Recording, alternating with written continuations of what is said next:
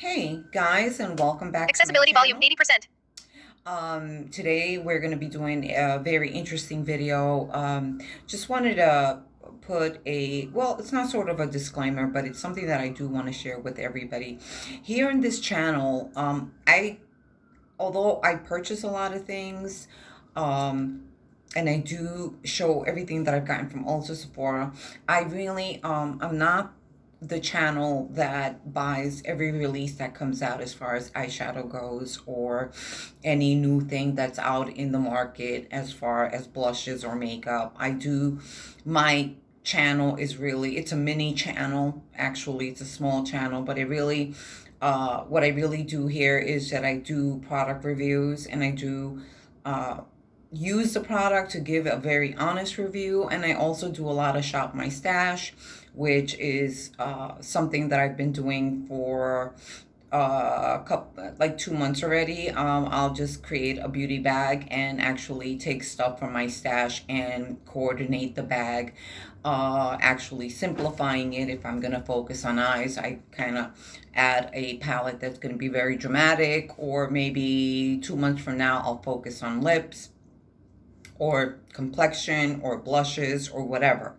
So yeah, I just started doing that. And yeah, so today, in conjunction with what I've done the last 2 months, I do want to compare these two eyeshadow palettes that I did use for the month of February and for this month of March. So the first palette that I want to talk about, and this is a review, is my Natasha Denona Love Palette. I did use this palette for the month of February, which is the Love Palette, of course, February, Valentine's. And, I'll show you the palette. The colors are really, really gorgeous. They are indeed. But one of the things that I did notice with this palette was that it was very hard to blend.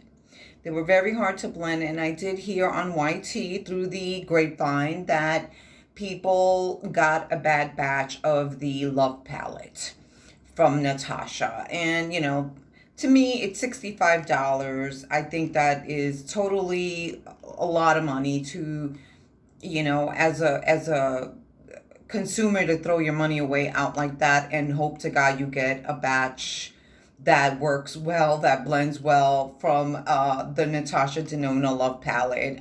It's a gamble. So I think she really flopped in this aspect of throwing her creation out there, and then having this palette float around, which is a palette that just doesn't really blend well. And I've noticed that a lot. I've tried to use it with different brushes. I've tried to use it even with my Sonia G brushes, which I have a little, I think 5 of them that I have, just to see whether it's the quality, but of the brushes that I'm using.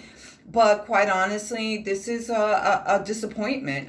Quite honest. I mean, it blends out. The colors are there, but it's just too much work for a palette that's $65, that you would think that, you want to grab your consumers and say, hey, I want to try more of this. So now it's like, when I did get this, I didn't look at the other reviews of the other people that were giving that they were just not too happy with the blendability.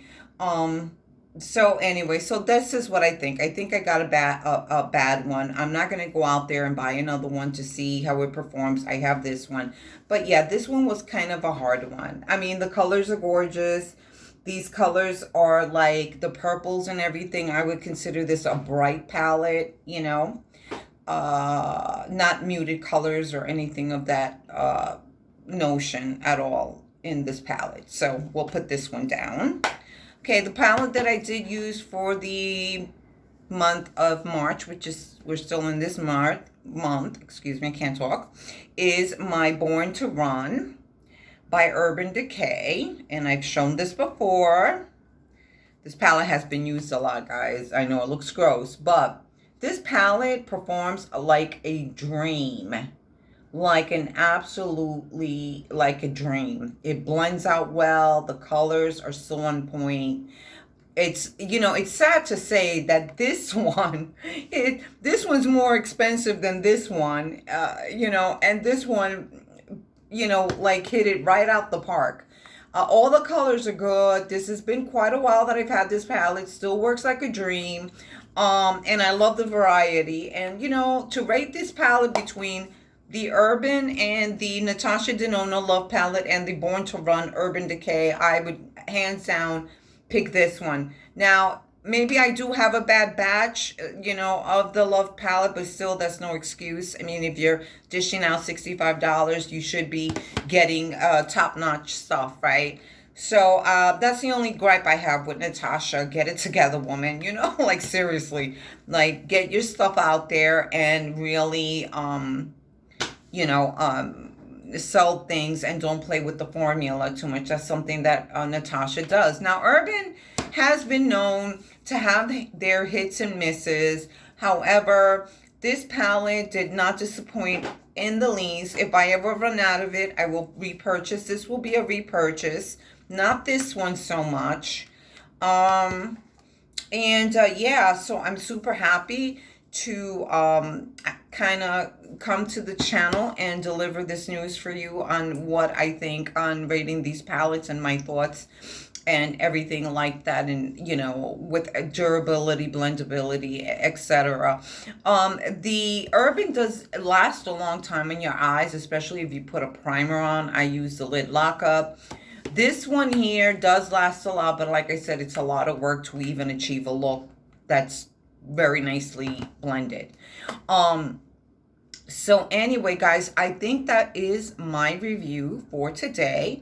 I am going to be doing another Shop My Stash beauty bag. So before I do that, I was thinking of picking all the shadows for spring and displaying them. And then monthly, I will pick something out of the bunch. Because there's going to be a bunch. There's going to be some elf in there. There's going to be some color pop, all that stuff. So yeah, so I'm going to be doing that. That'll be the next video. But I'm so happy that I've had the opportunity to use one palette for a whole month and actually can come back here to you guys and actually share what I really think.